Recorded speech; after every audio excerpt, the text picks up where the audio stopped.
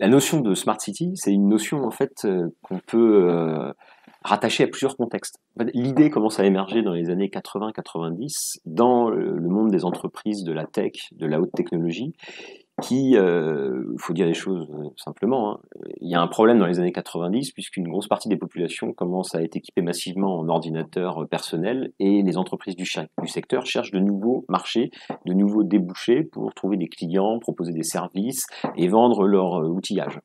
Et donc on voit que c'est dans les années 90 que chez toute une série d'acteurs de la Silicon Valley notamment, hein, l'idée de Smart City, c'est-à-dire d'une ville qui deviendrait mieux, plus facile à gérer grâce à l'utilisation des nouvelles technologies numériques, commence à apparaître, à être proposée, à surgir dans la littérature de ces entreprises. Le monde bascule, c'est vraiment, on dit, alors l'histoire de ces smart cities, elle reste encore à faire parce que c'est quelque chose d'assez récent, c'est quelque chose qui reste encore à analyser en détail, mais on considère souvent que c'est autour de 2005 que l'expression Smart City aurait été lancée notamment par Bill Gates aux États-Unis, qui aurait lancé un défi à un certain nombre d'acteurs du monde numérique pour qu'ils utilisent leur technologie afin d'optimiser le fonctionnement des villes. Et à partir de ce moment, il y a eu un début de prolifération d'intérêt pour cette question des smart cities.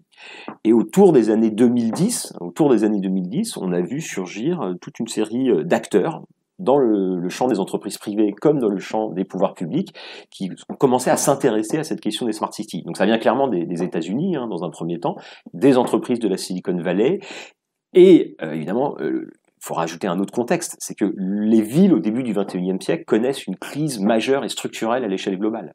Hein. On a passé le seuil des 50% d'urbains à l'échelle mondiale en l'an 2000.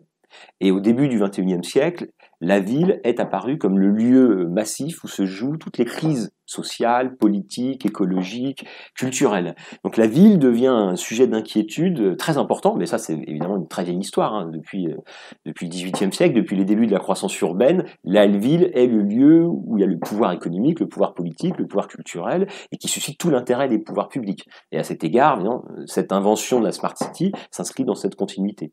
Et donc face à tous ces défis qui se posaient à la ville du début du XXIe siècle, notamment dans les pays du Sud qui connaissent une très forte croissance urbaine, l'apparition de villes champignons gigantesques, notamment en Asie du Sud-Est, les pouvoirs publics et les entreprises qui investissent dans le secteur du bâtiment et dans les équipements numériques ont essayé de trouver de nouvelles solutions techniques pour résoudre ces problèmes écologiques, sociaux, culturels et politiques qui se posaient à la ville.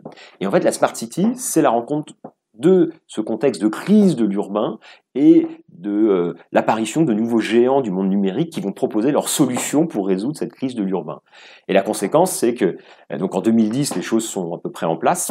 Et depuis 10 ans, ce qu'on observe, c'est qu'on est passé du temps de l'expérimentation, de la réflexion en amont, au temps du déploiement massif. Au temps du déploiement massif. En France, on peut le dater assez précisément, c'est en 2015-2016 qu'il y a eu toute une série de rapports officiels rendus par le gouvernement français qui commencent à utiliser le mot Smart City et qui commencent à considérer que les pouvoirs publics doivent créer des Smart Cities, multiplier les Smart Cities, soutenir et encourager les Smart Cities. Et ça fait 5 ans que le phénomène a pris une ampleur totalement inédite. On peut estimer aujourd'hui qu'il y a à peu près, en 2019, dans une série de publications qui essayent de recenser les Smart Cities, on estime qu'il y en a à peu près 1000 dans le monde, dont la moitié en Chine, une centaine en France, une centaine en Europe, pardon. Et voilà. Et donc, on assiste vraiment chaque année à une multiplication de ces formes urbaines, de ces projets de transformation de l'urbain, qui s'intitulent Smart City, ou alors qu'on appelle parfois ville intelligente, mais dans le contexte de domination anglophone du début du XXIe siècle, c'est l'expression Smart City qui s'est clairement imposée, d'autant plus, mais on y reviendra peut-être, d'autant plus qu'en fait, l'expression Smart City s'inscrit dans un discours marketing, dans une rhétorique de la communication avant tout. Et donc, évidemment, comme beaucoup aujourd'hui dans le monde de la communication, l'anglais est privilégié sur le français. D'où le fait que cette expression reste en anglais aujourd'hui. Donc il y a un brouillage autour du mot intelligence. Alors, voilà, il faut dire un mot du sens des mots. Alors, oui, Smart City. Donc, alors, le mot est en anglais. J'ai dit qu'il était en anglais parce que il y avait, dans le monde de la communication, hein, l'anglais est important. Il est peut-être aussi resté en anglais parce que il y a un problème de traduction entre smart et intelligence. Oui, alors ce qui est intéressant, c'est ce qu'il faut bien voir, c'est que l'expression Smart City, hein, elle est dans le domaine des politiques urbaines, elle est plutôt dans le domaine des politiques urbaines le signe d'une prolifération de ce mot intelligence. Hein. Depuis les années 90, tout devient intelligent. Alors intelligent, ça veut dire en fait connecté. Ça veut dire intelligence, c'est un objet qui permet la circulation de l'information. Donc aujourd'hui, le mot intelligence, évidemment, il s'inscrit dans un moment de brouillage considérable du langage qui caractérise notre époque. Hein. Il y a des oxymores qui surgissent tous les ans, qui prolifèrent, qui recomposent le langage médiatique et politique, et qui lui-même se transforment tous les 3 ans. Et donc je crois que tout ce discours, cette rhétorique sur la ville intelligente, qui est liée aussi à tout ce au réseau intelligent, aux voitures intelligentes, aux téléphones intelligents, bah, tout devient intelligent. Ça s'inscrit bien dans un brouillage contemporain du langage. Et puis évidemment, ça s'inscrit aussi dans une simplification du langage, puisque le mot intelligence, là, est ramené à la seule signification de la circulation de l'information. Alors qu'évidemment, le mot intelligence, tous les philosophes le disent et le savent, c'est un concept qui renvoie à une réalité beaucoup plus complexe, beaucoup plus diverse, à un processus créatif qui met en jeu beaucoup d'autres choses que la seule circulation de l'information. Et donc même dans l'expression de ville intelligente, il y a un appauvrissement en fait du langage, et il y a un appauvrissement aussi de la conception de ce qu'est une ville, qui est ramenée à une circulation optimisée d'informations sur les flux de matière et de personnes. Alors que la ville, c'est évidemment quelque chose d'infiniment plus complexe. C'est des modes de sociabilité, des modes d'interaction sociale. C'est une fabrique qui ne vient pas seulement des réseaux techniques et du haut, mais qui vient de la base par les habitants et la population. Donc voilà, donc il y a un enjeu autour du langage, évidemment, parce que à travers l'expression de Smart City, on véhicule, et ceux qui emploient cette expression, en fait, véhiculent derrière ça toute une série de projets politiques, de visions du monde qu'il s'agit de dévoiler. Et oui, alors. Il y a aussi un aspect de matraquer ça parce qu'en fait on peut pas vraiment être contre l'intelligence. C'est-à-dire qu'en promouvant une ville intelligente, c'est comme promouvoir une ville sécuritaire qui va être contre le progrès, qui va être contre la sécurité ou qui va être contre l'intelligence. C'est un peu ça aussi la rhétorique, c'est de dire si vous n'êtes pas pour l'intelligence, vous êtes pour la bêtise, et donc même dans le combat politique et idéologique, c'est biaisé de base parce que les termes sont chargés, quoi. Donc... Oui, tout à fait, c'est très juste. Et c'est pour ça, en fait, c'est du marketing, c'est de la communication. Et d'ailleurs, c'est l'un des drames de la situation contemporaine, à mon avis, depuis déjà quelques décennies, c'est la captation du discours public par des stratégies de communication et de marketing. C'est pour ça qu'il y a une telle prolifération des néologismes, du langage creux. Et l'intelligence, dans Smart City, vous avez raison, on est en plein dedans. C'est-à-dire alors, ville sécuritaire, je pense que beaucoup de gens seraient contre cette expression. Ville sécurisée, ville apaisée éventuellement, mais en tout cas, mais c'est vrai que ville intelligente, comme objet intelligent, téléphone intelligent, voiture intelligente, voilà, qui est contre l'intelligence, c'est juste. Et en plus, cette expression, moi, je la trouve diffamante, hein, non seulement pour ceux qui sont mal connectés, ça veut dire qu'ils seraient bêtes, et en plus pour les villes et les acteurs de l'urbain antérieur. Donc, la ville est devenue intelligente depuis 10 ans, quoi. Avant, la ville était était bête, stupide. Enfin, ces mots, c'est ça qui me fascine le plus, moi, aujourd'hui, c'est que le langage n'a plus de sens. Et comment on peut construire un avenir et des politiques publiques à peu près acceptables dans un contexte démocratique en partant d'un langage qui n'a aucun sens. On peut pas penser à l'endroit avec des mots à l'envers. Bon, enfin, c'est un vieux problème depuis Orwell, et là, il me semble qu'on est quand même, c'est carrément une expression orwellienne typique, la ville intelligente. Il y a un autre argument qui est souvent ressassé par les vendeurs de la Smart City, c'est que c'est des villes qui vont se baser sur l'exploitation des données, et que les données sont neutres, donc la Smart City est neutre, et c'est pas vraiment un projet idéologique. Qu'est-ce que vous en pensez ? Les données sont neutres. Alors là, l'argument m'étonne, puisque je ne crois pas que les données soient neutres, et je crois que personne ne pense que les données soient neutres, à part les fabricants de données et ceux qui ont un intérêt financier à commercialiser des données, ou à utiliser les données, ou les pouvoirs publics qui construisent une idéologie de la donnée, sans qu'ils sachent vraiment sans doute ce qu'est la donnée. Donc la donnée, elle est jamais neutre. Les données, ce sont des informations qu'on collecte sur des individus, sur des circulations de matière. Donc les données, elles sont pas neutres parce qu'elles sont fabriquées par des individus. On fait des choix sur ce qu'on collecte et sur ce qu'on ne collecte pas. Elles sont pas neutres parce qu'elles servent à des politiques publiques qui vont dans un certain sens. Donc dire que la donnée est neutre me paraît une aberration. La donnée n'est pas neutre comme aucune technique ou aucune politique visant à récolter de l'information n'est jamais neutre. Elle oriente des choix, elle repose sur des visions du monde, elle définit des rapports sociaux, donc elle n'est pas du tout neutre. Tout à l'heure, vous avez parlé des intérêts privés, des entreprises privées qui voient un nouveau marché dans la ville. Est-ce que c'est ça la Smart City? Est-ce que c'est la marchandisation de la ville portée à son apogée? Alors un autre élément de contexte qu'il faut prendre en compte pour comprendre le développement de la Smart City, c'est la mise en place de ce qu'on appelle les métropoles. Et la mise en place des métropoles dans un contexte de compétition et de concurrence de plus en plus exacerbée. C'est-à-dire les villes, ou les métropoles, c'est-à-dire les villes-centres, celles qui polarisent les centres de décision politique, économique, culturelle, les villes-centres s'inscrivent de plus en plus dans une logique de compétition globale.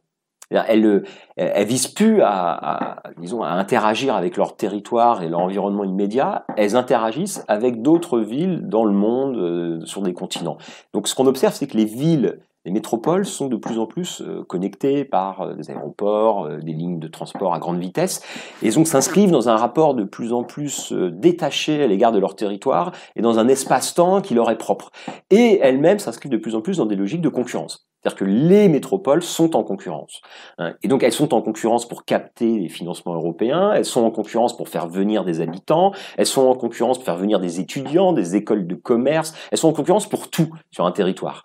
Et la politique du gouvernement Macron, mais qu'on observe dans de nombreux pays du monde aujourd'hui, vise à redessiner l'armature urbaine au profit des grandes métropoles, au détriment de tout le tissu de petites communes qui structuraient la société française traditionnellement, et au profit de quelques grandes métropoles répartis sur le territoire et qui doivent organiser, contrôler, diriger ce territoire. Et donc les Smart Cities sont un élément, un outil de cette politique de métropolisation et de mise en concurrence et un argument marketing pour les élus de ces métropoles pour justement attirer des financeurs, des subventions, des grandes entreprises. Et donc c'est ce qui se passe avec la Smart City. La Smart City devient aussi un argument marketing pour dire que la ville est moderne, pour réactiver un discours technologique assez classique qu'on trouve dès le 19e siècle, depuis le 19e siècle. L'idée que la ville est le siège de la modernité, que c'est par cette modernité qu'elle met en scène, qu'elle va attirer des capitaux, des habitants, des activités diverses et variées. C'est toute l'histoire de la croissance urbaine, de l'expansion urbaine depuis 2 siècles. Et là, en fait, la Smart City s'inscrit très clairement dans cette dynamique. C'est en quelque sorte le nouveau langage marketing de la ville du début du 21e siècle, qui est une ville où les enjeux écologiques et la question numérique deviennent les 2 questions centrales aujourd'hui. Et au fond, la Smart City vise à réconcilier questions numériques et questions écologiques en faisant des outils numériques un outil d'optimisation des flux de la ville pour la rendre plus écologique. C'est ça la grande promesse. Et donc évidemment, et votre question donc elle est intéressante sur le lien entre public et privé, puisque précisément la Smart City incarne aussi, de façon inédite, une sorte de symbiose qui se met en place entre les notabilités politiques locales et les acteurs économiques du secteur. Et ça, c'est très net, puisque les élus ont besoin de la Smart City pour construire un discours marketing sur la ville, sur sa modernité, et les entreprises. Alors, il y a 2 types d'acteurs économiques qui interviennent dans ce domaine. C'est les acteurs du numérique, les entreprises qui commercialisent des capteurs de données, qui fournissent les logiciels pour gérer les données, etc. Et les entreprises du bâtiment, Bouygues et tous les grands entreprises du BTP, qui eux-mêmes deviennent de plus en plus des acteurs du monde numérique, à la faveur de la Smart City. Donc on voit là les 2 grands géants, en gros, de la fabrique de l'urbain, les GAFAM et toutes les startups du monde numérique d'un côté, les grandes entreprises du BTP qui s'allient pour offrir en fait clé en main des solutions pour créer des Smart Cities au pouvoir public. Et autour de la Smart City, donc s'agencent les élus, les pouvoirs métropolitains, les grands acteurs économiques qui proposent en s'alliant d'inventer la ville de demain, une ville futuriste, écologique, démocratique, une ville marquée par une multitude de promesses. D'où le projet Dijon. Et alors, le projet de Dijon, qui a été lancé typiquement vers 2016-2017, qui a commencé à monter en puissance vers 2016-2017, au moment où les pouvoirs publics eux-mêmes, au niveau national, publié des rapports sur la Smart City comme solution à tous les problèmes de l'urbain. C'est à ce moment-là que les élus métropolitains ont commencé à s'intéresser à cela. Et Dijon est une ville qui est assez caractéristique. C'est une métropole. Alors officiellement, c'est une métropole, même si en fait elle n'avait pas assez d'habitants pour être officiellement une métropole. Mais pour des raisons politiques, la ville a pu déroger pour obtenir le statut de métropole, puisque bon, un certain nombre d'acteurs politiques locaux avec leurs entrées dans le gouvernement de Hollande. Donc ils ont obtenu et la Smart City s'inscrit dans cette continuité. C'est-à-dire ils obtiennent le label métropole, parce que c'est indispensable pour la survie de Dijon, coincé entre Paris et Lyon. Et dans la logique de concurrence exacerbée des grandes métropoles, entre Paris et Lyon, c'est difficile de s'en sortir. Et toute la politique de Dijon, c'est d'essayer de subsister en s'inscrivant dans cette compétition des grandes métropoles, en se présentant comme une métropole à la pointe. Donc la ville joue sur plusieurs terrains en même temps. Elle joue à la fois sur la tradition, Dijon, ville d'histoire et de patrimoine, qui est un enjeu majeur. Elle joue sur la culture locale, le pinard, la gastronomie. C'est l'enjeu touristique, en fait. Voilà, qui permettent le développement touristique, et elle joue aussi massivement sur la Smart City, parce que précisément, une capitale régionale avec une assez faible attractivité démographique, qui est le cas de la Bourgogne et aussi de Dijon, a besoin de se présenter comme moderne, pour attirer des étudiants, des entreprises, des écoles, des choses qui fassent moderne. Et donc c'est pour ça évidemment que la Smart City a si bien pris à Dijon. Dans plein d'autres villes, Lyon aussi a été l'une des villes en pointe dans l'utilisation de ce langage et la mise en place de toute une série de projets de ce type-là. Mais Dijon est assez bien placée parce que je crois qu'elle est dans cette situation typique de fragilité, de faiblesse dans cette compétition métropolitaine contemporaine, et elle essaye de capitaliser sur cette notion de Smart City pour gagner des points dans cette compétition. Du coup, effectivement, On Dijon et la Smart City dijonnaise a été inaugurée l'année dernière, au début de l'année 2019, avec une inauguration officielle en avril 2019, et ça s'est accompagné d'énormément de discours publicitaires, de communication, de diffusion de discours auprès des habitants, de diffusion aussi de communication dans la presse locale. Donc il y a vraiment une stratégie marketing qui accompagne l'installation de cette Smart City, des fois et souvent même, et d'ailleurs certains acteurs le disent, on peut même se demander si la Smart City, c'est pas juste du discours. C'est pas juste de la com, c'est pas juste. Et certains disent que en fait c'est juste de la rhétorique, c'est juste de la com, donc c'est pas la peine de s'inquiéter, c'est pas la peine de s'embêter. Moi je crois que évidemment c'est du discours, c'est même massivement du discours, mais déjà le discours a un impact dans le réel. Donc le discours doit être analysé et de façon un peu critique et réflexive. Qu'est-ce qu'il y a derrière le discours? Et en plus c'est pas qu'un discours, puisque c'est aussi des choix politiques, des choix d'investissement, des alliances qui se mettent en place. Concrètement, Dijon, c'est un poste de pilotage qui est inauguré, qui est financé par les pouvoirs publics à hauteur quand même de 100 millions sur plusieurs années, afin d'installer les équipements et de gérer les équipements. Et tout ça est confié à toute une série d'entreprises. Il y a un pool d'entreprises du numérique et du BTP qui ont été mis en place pour ça. On trouve là-dedans Capgemini et différentes entreprises du monde numérique, EDF, on trouve Suez, on trouve Bouygues. Et ce sont ces acteurs économiques, évidemment, qui trouvent un marché. Et ce qu'il faut bien voir, c'est que la Smart City, c'est aussi un marché pour des entreprises qui ont besoin de maintenir leur taux de profit. Voilà. Et comme on le disait tout à l'heure, je pense que ce qui est un point fondamental de la Smart City, c'est vraiment la rencontre entre le désarroi d'élus politiques face à ce qui est en train de devenir l'urbain et des industriels qui cherchent des marchés pour maintenir leur taux de profit, que ça soit en termes de construction, en termes de diffusion de toute cette quincaillerie technologique actuelle. Et ce qu'il faut bien voir aussi, c'est que la Smart City est un élément d'un dispositif beaucoup plus global du monde numérique qui est en train de s'installer, en fait. Puisqu'en fait, tout est smart, on l'a déjà dit, tout est en train de devenir smart. Et donc, la Smart City, c'est le déploiement dans le champ des politiques urbaines d'un processus de numérisation globale, en fait. Et qui des fois apparaît invisible parce qu'il se déploie par petites touches dans tous les domaines en même temps, sans qu'on voit la dynamique globale qu'il y a derrière. Mais il y a une dynamique globale depuis 15 ans qui s'installe, et la Smart City, c'est la version métropolitaine urbaine de cette dynamique globale. Mais aujourd'hui, on commence à parler aussi de smart ruralité.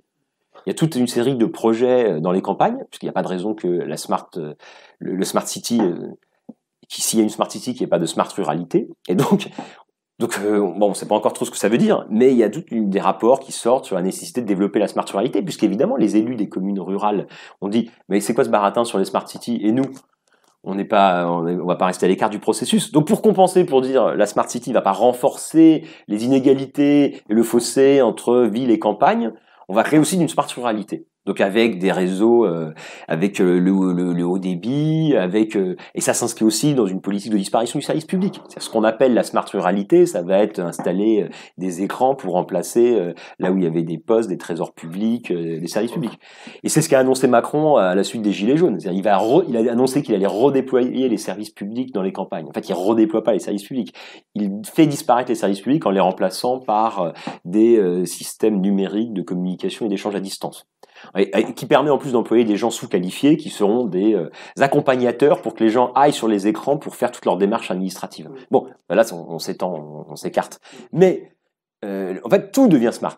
Tout devient smart. Et évidemment, la ville, à partir du moment où il y a 80% d'urbains en France aujourd'hui, plus de 50% d'urbains dans le monde depuis le début du XXIe siècle, évidemment, la ville est le lieu stratégique, fondamental, qu'il faut investir dans, parce que c'est là qu'habitent les populations en plus les plus connectées, c'est là qu'habitent les populations avec le plus fort pouvoir d'achat, c'est là qu'habite l'essentiel de la population. Et donc évidemment, la ville est un formidable terrain d'installation de ce monde numérique.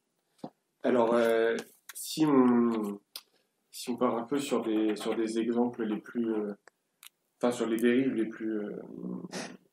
plus dingues, tout à l'heure, vous disiez que l'idée Smart City, ça s'est développé dans la Silicon Valley, mais paradoxalement, là où elle se déploie le plus, c'est en Chine. Ouais. Si vous pouvez nous parler un petit peu de la situation en Chine. Alors, vous n'êtes pas spécialiste de la Chine, mais... Non, pas du tout. Mais ça marche. Mais je peux dire juste un petit mot de ce qu'il... la question auquel j'ai pas répondu bien. Vous allez avoir du mal à faire le tri après. Donc, il y a une rencontre entre des intérêts privés qui cherchent à maintenir leur taux de profit et des élus qui se sentent dépassés. Et je pense que là, c'est le moment de dire un petit mot sur le solutionnisme technologique. Ce qui me paraît fondamental dans ces histoires de Smart City, c'est que c'est vraiment la réactivation d'un imaginaire du progrès et de la solution technologique miraculeuse.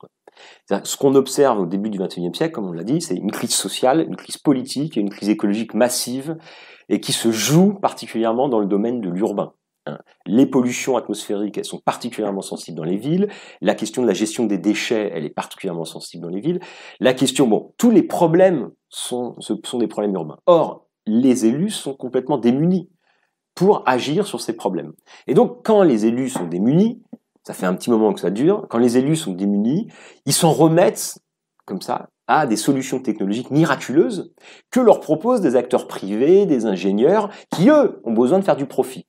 Et donc, le privé, le monde des start-up et des grands groupes qui diffusent ces technologies, en fait, offrent à des élus des solutions clés en main pour résoudre des problèmes qui sont en fait des problèmes sociaux, des problèmes politiques et des problèmes écologiques. Mais comme les élus, pour beaucoup d'entre eux, sont totalement en fait incapables de penser ces problèmes qui les dépassent très largement et qui se jouent à des échelles macro, ils s'en remettent comme jamais à un solutionnisme technologique un peu borné et simpliste, qui consiste face à un problème politique, social, qui nécessiterait en fait des réponses politiques et sociales, on s'en remet à une solution technologique qui permet justement de ne pas avoir à poser les questions sociales, les questions écologiques et les questions politiques de façon profonde. C'est-à-dire comment on fait coexister des gens dans un contexte où le prix de l'immobilier explose, comment on gère des questions écologiques qui sont fondamentalement des questions de pollution, d'extraction de matière et qui imposent des contractions de nos consommations, comment on fait ça quand on est un homme politique dans un monde capitaliste et consumériste? On ne le fait pas et on se contente de renvoyer ça à un miracle technologique proposé clé en main par des entreprises qui, évidemment, ont tout intérêt à proposer ce miracle technologique parce que ça va leur ouvrir des marchés considérables. Aujourd'hui, les smart cities, c'est des dizaines de milliards d'euros dans le monde en termes d'investissement. Donc vous imaginez, c'est pas étonnant qu'il y ait plein d'acteurs qui se mettent sur ce créneau et qui fassent des promesses totalement démesurées qu'on retrouve dans les discours des élus, qui sont la plupart du temps des résumés, des arguments marketing, des commerciaux de ces entreprises en fait. Est-ce que c'est pas justement là qu'on voit aussi l'aboutissement de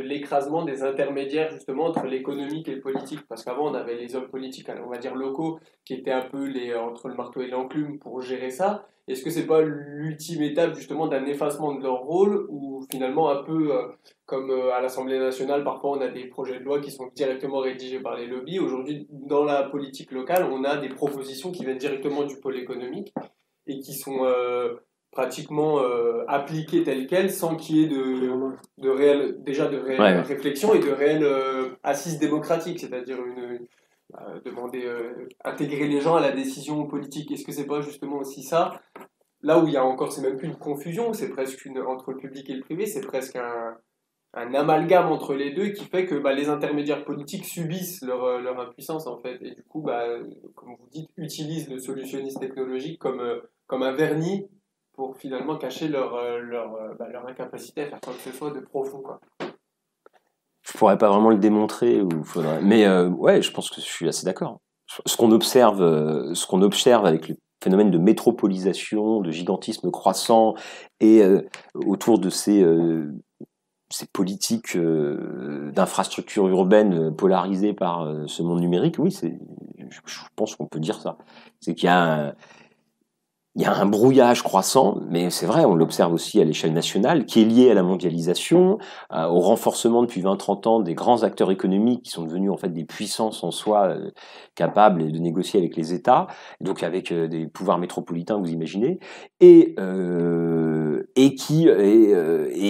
puis évidemment, depuis les années 80-90, il y a eu un changement idéologique massif qui a remis au centre du jeu politique et intellectuel l'entreprise comme principal acteur, comme acteur central même, ce qui n'était pas du tout le cas avant les années 80. Hein. C'est le triomphe de l'entreprise comme acteur central et de l'entrepreneur comme héros de la modernité.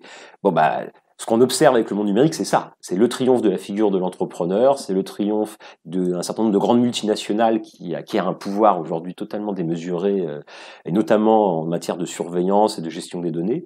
Et tout ça, c'est ce qui se joue à l'échelle de la Smart City. Et derrière tout ça, il y a une illusion, en fait, qui est l'illusion d'une grande partie des élus qui sont en fait fascinés par ce monde numérique, par ce monde de la com. Et ils se disent que c'est à la fois le sens de l'histoire, c'est l'avenir, c'est la modernité. Donc si on rate le coche, on va rester comme des bouseux de Dijonais, bourguignons. Et ça craint.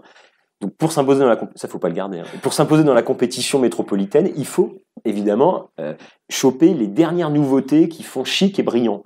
Et la Smart City, ça fait chic et brillant. Et M. Rebsamen et ses proches, évidemment, avaient tout intérêt à faire ça. Il y a un exemple, il faudrait que je le creuse, mais j'avais un peu étudié regardé qui était derrière les projets de Smart City à l'échelle dijonnaise. Celui qui était à l'intérieur de la métropole, le porteur du projet de Smart City, c'est quelqu'un qui avait bossé auparavant dans le groupe La Poste, dans la politique de numérisation du groupe La Poste. Donc là, on voit très concrètement les liens qu'il y a entre un manager qui introduit le numérique dans un groupe anciennement public, et ce même manager se retrouve élu et parachuté à la gestion de la Smart City, puisqu'il va appliquer son langage, ses méthodes, ses manières de faire à la ville, qu'il avait testé auparavant dans le groupe La Poste. Et je pense qu'on trouve ça en fait partout. À l'échelle métropolitaine, les acteurs qui sont aux manettes de ces politiques, c'est souvent des gens qui sont eux-mêmes personnellement ou professionnellement impliqués dans les politiques de numérisation. Pour deux raisons. Parce qu'on donne, évidemment, ces missions à ceux qui sont intéressés ou qui ont un minimum de compétences, et que la plupart des élus sont totalement dépassés par ces sujets. Et au-delà de l'aspect marketing et publicitaire de l'expression Smart City, ils savent sans doute pas trop de quoi il s'agit, quoi. Donc il y a quelques experts qui font carrière et qui font une belle carrière en devenant les spécialistes de la Smart City. Mais ça, on l'observe dans tous les milieux, hein, dans l'université, dans les entreprises, dans les pouvoirs publics. Ceux qui sont aux commandes de la numérisation font des belles carrières et de belles carrières, voilà.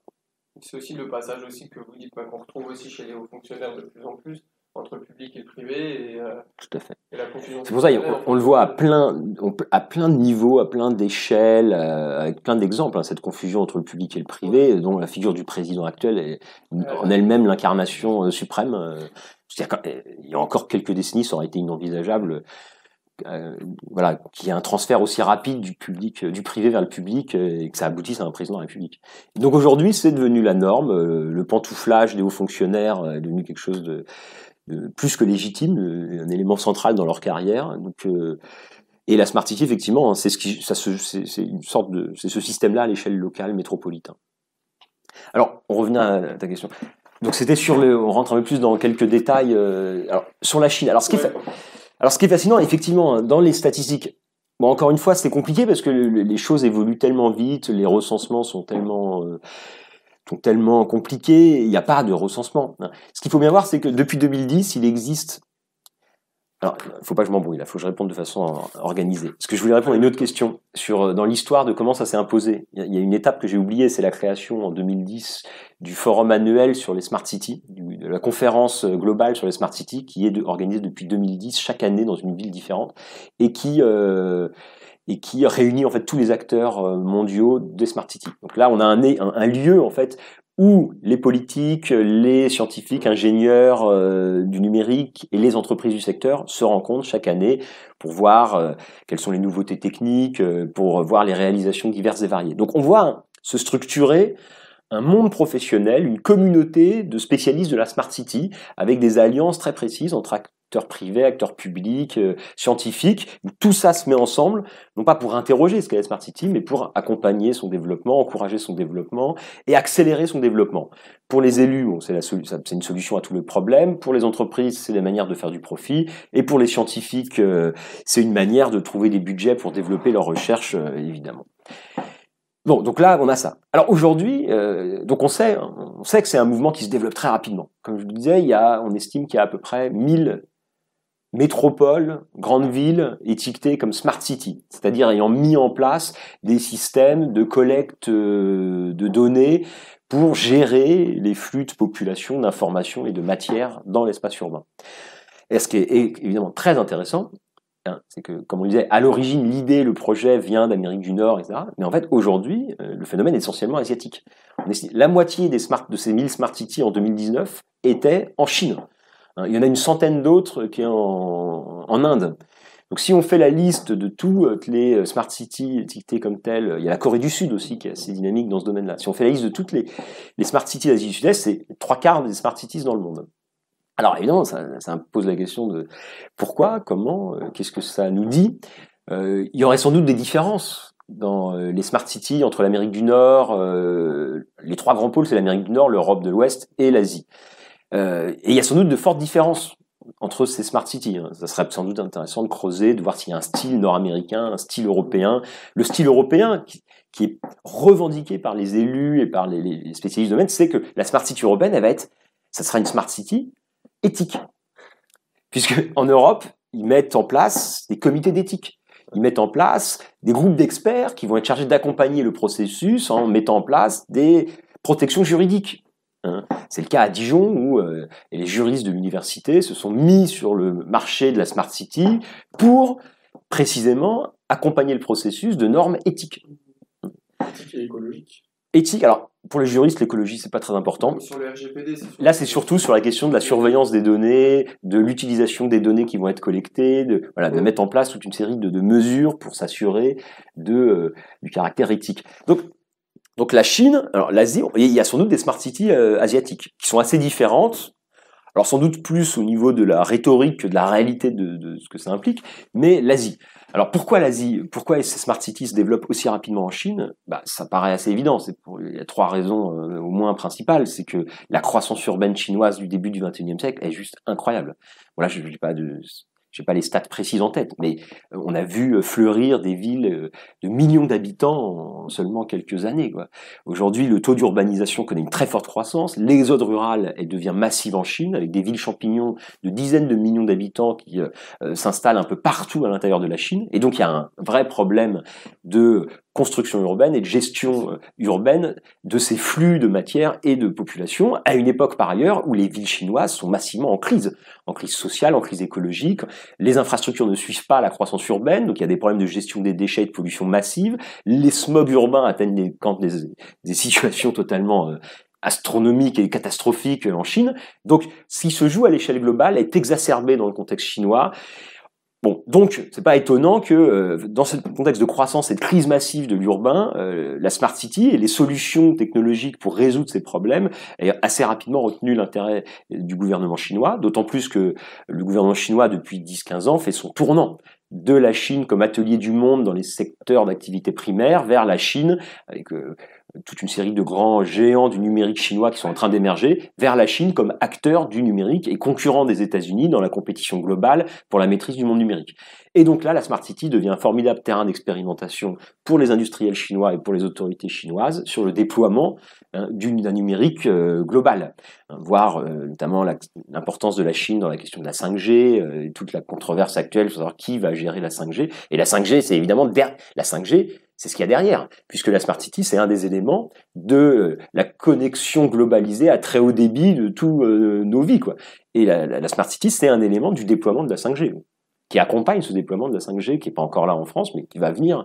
Et une fois que les Smart Cities seront en place, ça sera un des éléments de cette infrastructure de la généralisation de la 5G. Donc pourquoi la Chine? Pour ça. Donc premier élément, parce qu'il y a un phénomène urbain très singulier, un contexte urbain très singulier et une crise urbaine particulièrement massive et exacerbée. Et puis deuxième élément qu'il faut prendre en compte, donc c'est le développement. Donc deuxième élément, c'est le développement du high-tech chinois et le fait que les Chinois veulent se mettre sur le marché du numérique et concurrencer les géants américains. Et troisième élément, c'est que la Chine, c'est un gouvernement autoritaire donc c'est pas totalement anodin que l'endroit où se développe le plus massivement et le plus rapidement les smart cities soit le pays où il existe le système politique le plus autoritaire à tout point de vue, en termes de surveillance des populations, en termes de contrôle social, en termes de refus du pluralisme et de la diversité des expressions démocratiques. Donc, voilà, la Chine et la prolifération des smart cities dans les dernières années et qui se prolonge actuellement, en fait, la smart city chinoise, c'est un des éléments d'un dispositif de surveillance globale des populations qui se met en place en Chine parallèlement. Le système du crédit social qui est inventé au même moment que se déploie la Smart City.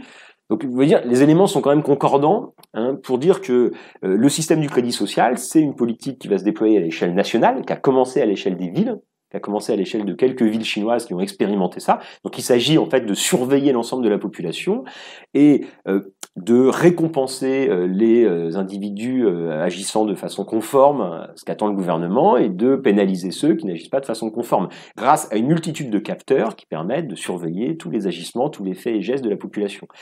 Et donc, évidemment, la Smart City, c'est aussi ça, c'est-à-dire que c'est la surveillance des populations. Derrière l'idée de Smart City, il y a effectivement la réactivation d'un vieux rêve qui a pris plusieurs formes historiquement, la forme de la cybernétique après 1945, et aujourd'hui qui prend cette forme de la surveillance algorithmique et du contrôle total par les algorithmes et la collecte de données massives. C'est la vieille utopie, donc on peut appeler ça de la ville parfaite, effectivement. C'est-à-dire la ville comme organisme hyper rationnel où tout est contrôlé, surveillé, quasiment en temps réel. Et cette vieille utopie qui a animé des tas de penseurs de l'urbain, dans l'histoire de l'architecture, depuis Thomas More, en passant, enfin, tous les grands, le Corbusier aussi, tous les grands théoriciens de la ville rationnelle se sont dit, on peut pas gérer les campagnes, c'est trop compliqué, c'est le bazar la campagne. La ville, l'avantage, c'est que la ville, c'est un espace qui peut être rationalisé, qui peut être géré. Et ça, c'est un vieux rêve de tous les pouvoirs. Je veux dire, depuis la monarchie absolue d'Ancien Régime. Donc là, la particularité de notre époque, c'est qu'en quelque sorte, ce qui relevait d'une utopie en partie totalitaire, parce que la surveillance parfaite, la ville parfaite, c'est totalitaire. C'est-à-dire, le totalitarisme, c'est l'idée de surveiller tous les aspects, de mettre les individus dans une sorte de cocon où tous les aspects de la vie seront étroitement surveillés, contrôlés par des pouvoirs. Or, aujourd'hui, on a les moyens techniques de ce qui auparavant relevait d'une utopie un peu abstraite. C'est ça la difficulté. Donc, le paradoxe, c'est que, moi je pense fondamentalement, ça rejoint l'autre question, la question de la Smart City soulève toute une série de problèmes, si on veut les lister. Il faut, quand on étudie la Smart City, qu'on réfléchit à la Smart City, il faut faire la part entre les discours et la réalité, les promesses et les réalisations concrètes. Et ça, il faut le faire à chaque fois, sur chaque terrain, sur chaque domaine. Et donc, je crois que et là, on voit bien, on saisit bien la dimension orwellienne du discours sur la Smart City, puisqu'en général, tout est inversé. Parce que la démocratie devient la surveillance autoritaire, l'écologie devient la gabegie énergétique, et on pourrait le démontrer. Donc la Smart City, elle s'est vendue au nom de trois arguments. C'est-à-dire au nom de la cité parfaite, la cité rationnelle, qui pourra être surveillée, et donc surveillée pour être optimisée, pour mieux répondre aux besoins des populations. C'est-à-dire que souvent, c'est classique, dans les systèmes autoritaires, il s'agit de faire le bonheur des populations en mettant en place une gestion rationnelle du monde et du réel. Donc c'est ce qui est en train de se mettre en place avec la Smart City. C'est ce qu'ils appellent l'intelligence. Et finalement, c'est ce qu'on appelle l'intelligence. L'intelligence, c'est la collecte des données qui se rendra possible cette surveillance et ce contrôle de la ville, cette rationalisation de la ville. Pendant longtemps, on a essayé de rationaliser la ville par un zonage des quartiers ou par une réflexion sur l'architecture. Aujourd'hui, on essaye de rationaliser la ville par la captation de données et l'utilisation de données pour fluidifier les flux. Parce que c'est ça la question majeure, c'est l'action des flux. Qu'est-ce qui rentre, qu'est-ce qui sort, comment on gère ce décalage entre... parce que la ville, c'est un organisme qui absorbe des matières, des gens, des trucs, et qui les rejette sous forme de déchets. Et donc, il s'agit de rationaliser le fonctionnement de cet organisme par une mise en place d'une collecte de données massive. Donc, il y a 3 promesses derrière la Smart City qui varient selon les villes, selon les pays, mais il y a 3 promesses. La Smart City doit être une ville écologique. Pourquoi écologique ? De même que le Linky, les réseaux intelligents sont écologiques, de même que les objets connectés sont présentés comme écologiques, parce qu'ils permettent de rationaliser les usages et d'optimiser la consommation. Donc les individus auront une connaissance en temps réel de ce qu'ils consomment, et donc on pourra moins consommer ou moins dépenser d'énergie, d'électricité, de chauffage, de lumière, d'éclairage dans la ville. Et ça c'est un discours qui est omniprésent dans la Smart City, mais qui est omniprésent en fait dans tout le monde numérique depuis 15-20 ans. Il faut bien les produire, ces technologies. Ah voilà. C'est ce qui me sidère quand j'entends ce discours un peu partout. C'est-à-dire que ce discours de l'écologie, par l'optimisation des réseaux et la captation de données qui permettra de connaître tout en temps réel, et donc c'est grâce à ça qu'on pourra diminuer nos consommations, nos empreintes carbone, nos empreintes, etc. Ça repose sur un oubli, ou sur une sorte d'illusion, c'est que le monde numérique est immatériel. Et la Smart City continue de fonctionner sur cette illusion que le monde numérique est immatériel, puisqu'il faut bien des capteurs, il faut bien des infrastructures, il faut bien des réseaux, des circuits, du haut débit, de la fibre optique, et ensuite il faut un système extractiviste pour fournir les matières, il faut des usines pour fabriquer les objets. Bon, il y a tout un système industriel. Et aujourd'hui, il y a de plus en plus d'études chez les économistes, chez les sociologues, dans des domaines très divers, qui montrent que le numérique s'est vendu à partir des années 80-90 comme une réponse à la crise écologique globale, en nous faisant passer d'un système capitaliste industriel lourd et polluant à un système capitaliste qui serait devenu horizontal et immatériel. Bon, ce qui apparaît aujourd'hui massivement, c'est que cette promesse est une illusion. C'est que le numérique devient de moins en moins une réponse aux problèmes écologiques et de plus en plus un problème qui accélère la crise écologique. Et ça, on est coincé, puisque le numérique devait être l'infrastructure de l'avenir écologique du monde. Et c'est ce qui se passe avec la Smart City. Or, cette promesse-là, il apparaît de plus en plus clair que c'est pas vrai. On estime que le monde numérique, les objets intelligents, consomment aujourd'hui à l'échelle mondiale entre 7-10% de la consommation électrique globale. Donc, au lieu de diminuer nos empreintes matérielles, cette course en avant dans le monde numérique, dans la collecte de données et dans la connexion généralisée, en fait, accentue les problèmes de consommation d'énergie, de rejet de polluants, d'extraction de matière, d'inégalité de développement, etc. Donc là, il y a un problème. Dans ce que je lis, je vois pas vraiment de réponse satisfaisante à ce problème-là. Deuxièmement, la ville intelligente s'est vendue comme une ville démocratique. Donc là, c'est le deuxième grand, ce qu'on disait tout à l'heure, une ville démocratique. Donc, l'argument, si j'ai bien compris de ce que j'ai essayé de comprendre, avec bonne volonté, c'est que la ville va devenir démocratique parce que, grâce à ces objets connectés, à ces données, les élus auront davantage de connaissances et d'informations sur ce que font les populations, et les populations pourront plus facilement, via leur smartphone justement, interagir avec les élus.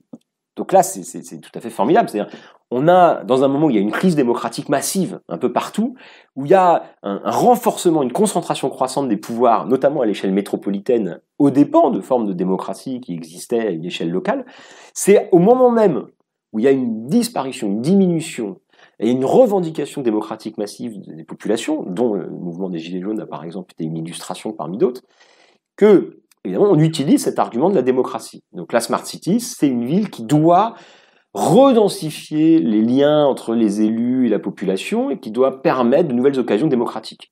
C'est-à-dire que les municipalités vont mettre en place un accès public aux données, ou certaines données qui ont été recueillies. Et donc les populations pourront voir qu'est-ce qui est consommé, qu'est-ce qui se passe, je ne sais pas exactement ce qu'ils pourront voir, mais l'idée qu'il y a derrière, c'est qu'il s'agira en fait de mettre dans l'espace public une partie des données qui ont été collectées dans le cadre de la Smart City, ce qui va permettre aux populations, aux habitants, de se réapproprier la ville, la maîtrise de leur ville, grâce à ces données. Moi, j'avoue que je suis assez sceptique, et c'est le même argument avec le Linky. L'idée, c'est que les gens vont diminuer leur consommation parce qu'ils pourront suivre en temps réel leur consommation électrique sur leur smartphone, et ils vont voir... Moi, j'ai toujours trouvé cet argument un peu étrange, et c'est pas une question d'information, c'est pas une question d'accès à des données, les choix de vie, les modes de consommation. Donc, en tout cas, c'est le discours public, c'est que la Smart City permettra une intensification des échanges, des circulations, permettra aux citoyens d'avoir un accès plus facile à des informations, avec l'idée même que ces informations leur permettront eux-mêmes, de changer leur mode de vie pour être peut-être plus écologistes, je sais pas. Bon, ça, il faudra voir, mais moi, je suis quand même assez sceptique. Par contre, ce qu'on observe dans pas mal de cas, c'est que la Smart City, c'est d'abord en fait un système de surveillance. Donc un système de surveillance des populations. Donc évidemment, le cas le plus spectaculaire, c'est la Chine. Donc en Europe, ce spectre chinois est mis à distance avec tout un discours sur le fait qu'en Europe, les Smart Cities seront démocratiques, qu'on aura des règles extrêmement strictes pour l'utilisation de ces données, que tout ça va s'accompagner de chartes éthiques définissant les règles que doivent respecter les acteurs, les industriels, etc. Donc on ne sait pas, puisque les Smart City, c'est un phénomène qui se met en place. Mais on peut tout à fait considérer que la Smart City offre les infrastructures d'une surveillance complète de la population. Et dans un cas, si un régime autoritaire arrive au pouvoir à un moment, tous ces outils de surveillance globale, avec l'horizon là qui s'approche, c'est les logiciels de reconnaissance faciale qui font des progrès fulgurants, qui sont développés un peu partout. On passe, et dans quelques années, c'est évident que ça existera. D'ailleurs, ça existe déjà en Chine. D'ailleurs, il y a tout un problème avec l'épidémie là, de maladie, puisque les gens portent des masques, ce qui pose des problèmes pour les reconnaître. Bon, en tout cas, là, il y a vraiment tous les outils techniques qui sont en place pour une surveillance totale, permanente des populations urbaines, dans un contexte où 80% des habitants sont urbains. Donc moi, sans tomber dans la dystopie catastrophiste ou l'anticipation mortifère, c'est pas très compliqué pour les futurs pouvoirs dictatoriaux ou autoritaires qui ne manqueront pas d'arriver d'utiliser tous ces outils, et un historien ne peut pas s'empêcher de se dire que des régimes autoritaires comme le Second Empire ou des régimes totalitaires comme l'Union soviétique et l'Allemagne nazie auraient quand même, s'ils avaient connu ces outils, s'ils avaient pu bénéficier de ces outils, auraient quand même eu les choses se seraient sans doute passées différemment, quoi. Donc moi, donc les promesses de démocratisation, de démocratie me font un peu rigoler, et je les trouve très douteuses, et je suis pas le seul. Vous savez qu'il y a eu toute une série de débats. D'ailleurs, les débats sur la Smart City portent sur l'essentiel là-dessus, sur la question de la surveillance, notamment le Big Brother Awards de 2018 ou je sais plus, de 2018 avait récompensé, chaque année il récompense quelqu'un qui œuvre contre les libertés publiques, avait fait de la Smart City son lauréat dans les dernières années. Donc, et beaucoup d'associations, la Quadrature du Net, beaucoup d'acteurs critiques de la surveillance globale qui s'installe avec tous ces outils numériques, voient dans la Smart City un danger politique et une menace sur la liberté publique. Mais moi, je pense à quelque chose, du coup, parce que vous dites qu'il n'y a jamais eu autant presque de revendications politiques, ou du moins de volonté de certaines tranches de la population d'être inclus dans les décisions politiques, etc. Et pour autant, on voit bien comment tout ce projet, cette idéologie-là, encore une fois, assoit l'idée qu'on passe d'un citoyen à un usager, voire à un client en plus. À un consommateur, en fait. Et c'est aussi peut-être ça, c'est-à-dire face à des revendications fortes, purement politiques, comme on les a vues avec les Gilets jaunes notamment, où très rapidement la question démocratique, institutionnelle est venue sur la table. on balaye la table justement et on part sur l'idée qu'on va donner une réponse économique et une réponse en cernant une identité consommatrice de l'habitant urbain et non plus citoyenne. C'est ce que je vois aussi. Ouais, c'est juste. La Smart City amène à poser la question de savoir qu'est-ce que c'est la démocratie et quelle conception il y a de la démocratie. C'est-à-dire si la Smart City est un outil de démocratie, on appelle ça la démocratie participative, la Smart City doit être un des éléments des infrastructures de la démocratie participative. Donc, mais en fait, qu'est-ce que c'est la démocratie dans cette conception-là? La démocratie, c'est la circulation de données et d'informations via des outils technologiques numériques. Donc si on met 2 minutes à distance, si on demande à un philosophe du politique ce qu'est la démocratie, et si on met 2 minutes à distance cette définition de la démocratie, on voit bien à quel point elle est d'une pauvreté terrible. Et effectivement, le citoyen, il est ramené au statut de consommateur de données, ou de producteur de données, en fait, via son smartphone. Puisque ce qu'il y a derrière, c'est qu'évidemment, la Smart City implique aussi que tout le monde ait un smartphone. Sans parler, alors il y aurait des choses à dire sur les gens qui vont être exclus de la Smart City. Ou tous les perdants de la Smart City, parce que c'est vraiment un modèle et un discours qui s'adresse à des classes sup hyper équipées et inscrits dans le sens de la modernité néolibérale et mondialisée, quoi, pour le dire un peu rapidement. Donc il y aurait beaucoup de choses à dire sur qui vont être les perdants de cette Smart City.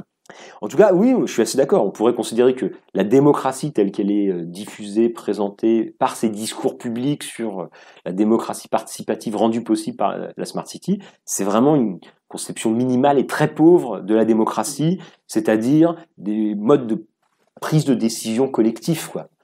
Et à un moment justement où il y a une très forte réflexion, débat sur des formes de réinvention de ce que pourrait être la démocratie, là on a une définition technicienne, cybernétique, hiérarchique, puisqu'en fait il y a des flux d'informations qui vont du haut vers le bas, et les élus récoltent les infos du bas, le bas peut demander aux élus des informations, mais en fait il n'y a pas de démocratie, il n'y a pas d'interaction, il n'y a pas d'échange, et il n'y a pas du tout d'horizontalité. Donc c'est ça, on est toujours dans le double discours, dans le double langage, et ce qui est présenté en fait est souvent l'inverse de ce qui est promis. C'est ça qui est étonnant. Ouais. Ça me ramène à un deuxième point que je voulais rapidement aborder, c'est qu'on parle aussi des habitants qui pourront détecter des choses ou signaler des accidents, ouais. Ou comme pour les compteurs Linky, ce que vous disiez aussi tout à l'heure, c'est-à-dire réduire sa consommation. Et ça renvoie aussi à une dimension individuelle de l'action politique, c'est-à-dire que passer par l'écologie, par l'individu, par la prise de conscience seulement individualisée et par une action qui est atomisée, c'est-à-dire que ça évite aussi de prendre des grandes décisions structurelles plus larges et plus collectives, et de finalement responsabiliser et de dire aux gens c'est de votre faute et c'est à vous de régler le problème. Ouais, c'est très juste. Mais ça, c'est tout le paradoxe du monde numérique de façon plus générale. C'est-à-dire ça enferme chacun dans une bulle individuelle, dans des micro-communautés, dans son face-à-face avec son objet connecté. Bon, c'est une expérience sensible que tout le monde connaît aujourd'hui. Et on peut retrouver ça, effectivement, dans la démocratie telle qu'elle est présentée par la Smart City. C'est-à-dire c'est une démocratie qui ne considère pas qu'il y a des collectifs d'habitants, qu'il y a des collectifs de quartiers, qu'il y a des collectifs professionnels, puisque dans une ville, en fait, il existe des tas de collectifs qui portent leurs revendications selon l'activité professionnelle, selon l'endroit où on habite, avec des affrontements entre les quartiers riches et les quartiers pauvres, entre les jeunes et les plus vieux, entre les femmes et les hommes, il y a plein de collectifs, de groupes qui s'auto-organisent, qui échangent, qui débattent. Donc là, évidemment, à partir du moment où la démocratie, c'est la circulation d'informations via des objets connectés, là, on est au degré zéro de la démocratie comme espace collectif et partagé de délibération. Là, il n'y a pas de délibération, il y a juste la circulation d'informations. Donc on est ramené à notre statut d'individu solitaire et on est ramené à nos statuts de producteur de données. Donc oui, effectivement, quoi. C'est un autre aspect important. J'ai envie de dire deux choses là-dessus, sur cet argument, qu'on trouve effectivement très souvent chez les utilisateurs de smartphones auxquels on dit « mais vous utilisiez tel ou tel logiciel, vous êtes tout le temps sur Google, donc en fait Google sait parfaitement tout ce que vous faites, partout où vous allez ». Et l'argument c'est « j'ai rien à cacher, c'est pas grave ». Alors c'est un argument qui selon moi reflète cette individualisation croissante, dont on parlait juste avant, cette individualisation croissante, c'est-à-dire que quand on parle de surveillance, quand on parle de contrôle social et de contrôle politique, on parle en fait de phénomènes sociaux globaux qui relèvent des questions de domination, de pouvoir. Et le fait de répondre en permanence de façon individualisée, moi, je n'ai rien à me reprocher, ça témoigne déjà d'un désintérêt complet pour ce qu'est le collectif, ce qu'est le politique, puisque la société n'est ramenée qu'à des interactions d'individus atomisés devant leur smartphone. Et donc moi, j'ai rien à me cacher, donc pas de problème. Deuxièmement, ce que ça m'inspire, c'est qu'on assiste à une mutation fondamentale des sensibilités depuis plusieurs décennies, qui font que des choses qui seraient parues scandaleuses sont aujourd'hui considérées comme normales. Et ça, on l'observe dans énormément de domaines.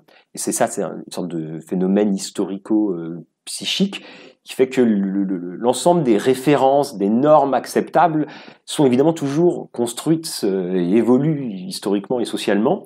Et donc, on est dans un moment, et il y a eu d'autres moments comme ça dans l'histoire, hein. Il y a eu des moments comme ça dans l'entre-deux-guerres, il y a eu des moments comme ça en Europe, souvent après les vagues d'émancipation, de fortes revendications libérales, démocratiques. C'est le cas après la Révolution française, c'est le cas après la Révolution européenne de 48, c'est le cas après mai 68 et les contestations des années 70. Il y a un retour à l'ordre. Il y a un retour à l'ordre, il y a une méfiance, il y a un désir d'ordre, un désir de contrôle social. Et moi, j'interpréterais ça comme ça aujourd'hui. C'est-à-dire qu'on a, dans les années 80-90, abandonné les ferveurs révolutionnaires, abandonné l'idée qu'on pouvait transformer la société.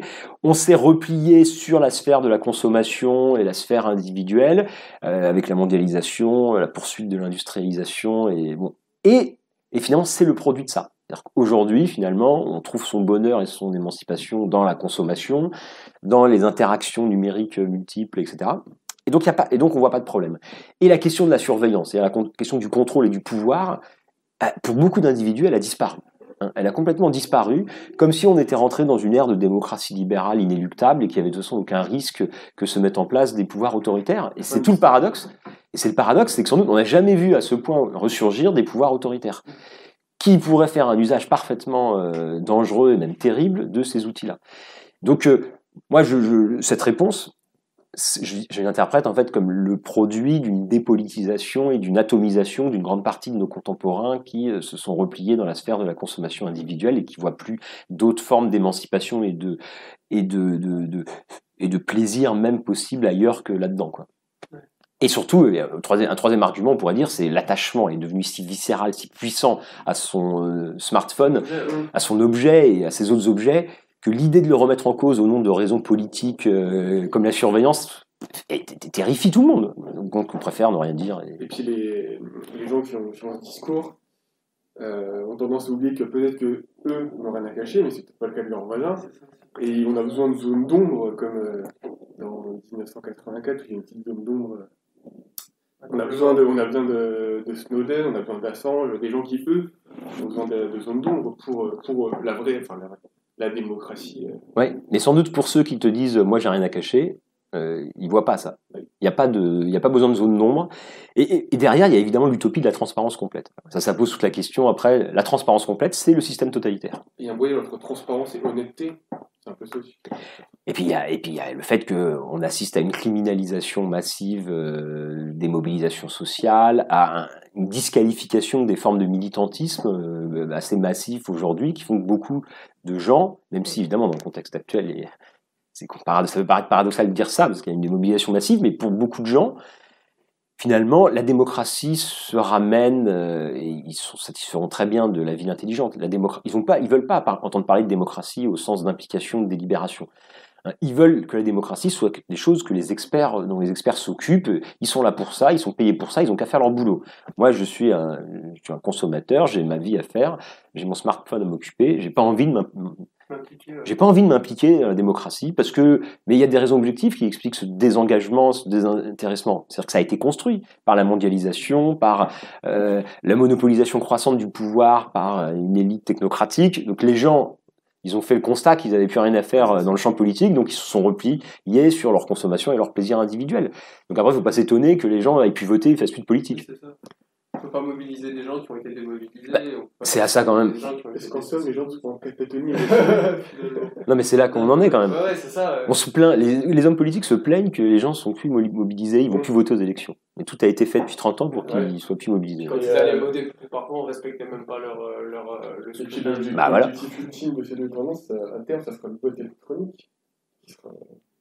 Bien sûr. Et puis ça se trouve, même à terme, il n'y aura même plus besoin de vote électronique. Il suffira de surveiller, de capter toutes les données sur ce que produisent les gens, et ça donnera leur point de vue sur le monde et sur quoi ils voteraient. En fait, ce sera une sorte de sondage total, complet. Il y a une bande dessinée là-dessus, j'ai pas retrouvé le titre, je l'avais lu, j'ai oublié le titre, c'est une bande dessinée, il faudrait que je la retrouve. Où c'est une ville gouvernée par une IA qui propose des lois et les gens votent électroniquement. Et en fait, bon, je vous spoil, mais à la fin, ils découvrent que l'IA, en fait, elle crée ses propres lois en fonction des données qu'elle récolte. Et du coup, c'est que des lois liberticides parce que les gens sont entraînés dans une boucle. Ouais, c'est l'offre et la demande politique en fait. Ça, c'est intéressant. Si tu retrouves le titre, tu me l'envoies par internet. Je serais curieux d'avoir le titre. De toute façon, je pense qu'on va vous envoyer par mail un peu tout ce qu'on a trouvé sur la Smart City. Oui, ça m'intéresse. Est-ce qu'il y avait un dernier point sur lequel tu voulais... Moi, ça va. Est-ce qu'on peut dire que la Smart City, c'est une ville pas si intelligente que ça?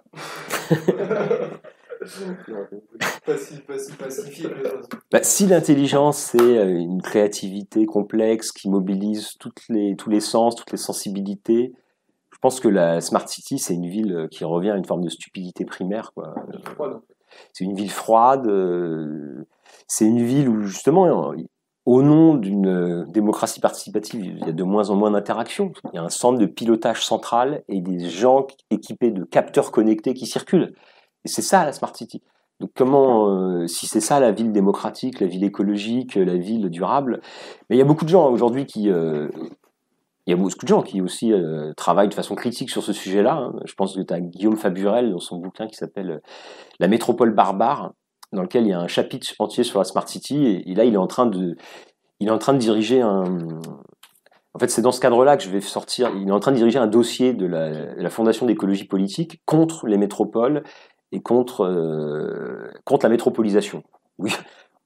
Il a réuni un certain nombre d'économistes, sociologues, d'historiens et de géographes, où lui, il propose un mouvement inverse, c'est-à-dire un mouvement de démétropolisation, etc. Et c'est un gars et c'est dans ce cadre que j'avais fait mon petit texte sur la Smart City pour son dossier, où il y a en fait toute une série d'articles sur les différents aspects du projet métropolitain. Donc la Smart City pour le versant numérique high-tech, mais la question de l'agriculture urbaine, la question des relations entre la ville-centre et la périphérie, toutes ces choses-là.